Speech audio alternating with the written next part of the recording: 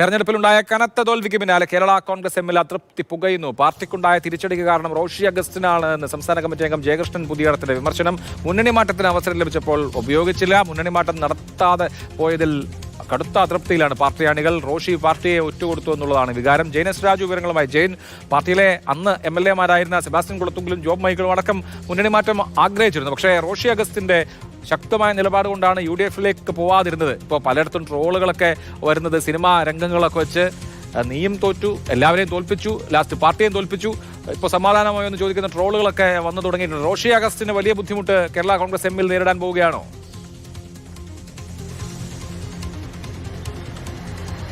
തീർച്ചയായിട്ടും ഒരു പടക്കത്തിന്റെ തിരികെത്തിയ പോലെയുള്ള ഒരു പ്രതികരണമാണ് ഇതെന്നുള്ളതാണ് മനസ്സിലാക്കുന്നത്. പൊട്ടിത്തെറികൾ ഒരുപക്ഷെ വരും മണിക്കൂറുകളിലോ വരും ദിവസങ്ങളിലോ ഉണ്ടാകാൻ സാധ്യതയുണ്ട്. കടുത്ത അമർഷമാണ് ഒരു വിഭാഗം പാർട്ടി അണികൾക്കിടയിൽ റോഷി അഗസ്റ്റിനെതിരെ ഉള്ളത്. കാരണം മുന്നണി മാറ്റം സംഭവിച്ചിരുന്നെങ്കിൽ പാർട്ടിക്ക് ചരിത്രത്തിൽ ഇല്ലാത്തതുപോലെ ഇതേപോലെ ഒരു പരാജയം നേരിടേണ്ടി വരില്ലായിരുന്നു എന്നുള്ളതാണ് വിമർശനം. ഇപ്പോൾ ഈ ജയകൃഷ്ണൻ പുതിയടത്ത് വളരെ കടുത്ത ആരോപണങ്ങൾ ഉന്നയിക്കുന്നുണ്ട്. അഴിമതി അടക്കമുള്ള ആരോപണങ്ങൾ ഉന്നയിക്കുന്നുണ്ട്. മുഖ്യമന്ത്രി ഭീഷണിപ്പെടുത്തിയാണ് റോഷിയെ മുന്നണിയിൽ നിർത്തിയത് എന്നതടക്കമുള്ള ആക്ഷേപങ്ങളാണ് ഉന്നയിക്കുന്നത്.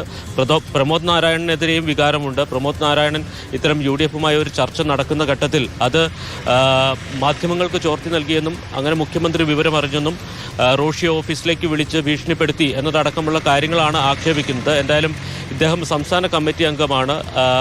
ജോസ് കെ മാണി വിഭാഗത്തോട് ചേർന്ന് നിൽക്കുന്ന ആളാണ് എന്നാണ് അവകാശപ്പെടുന്നത്.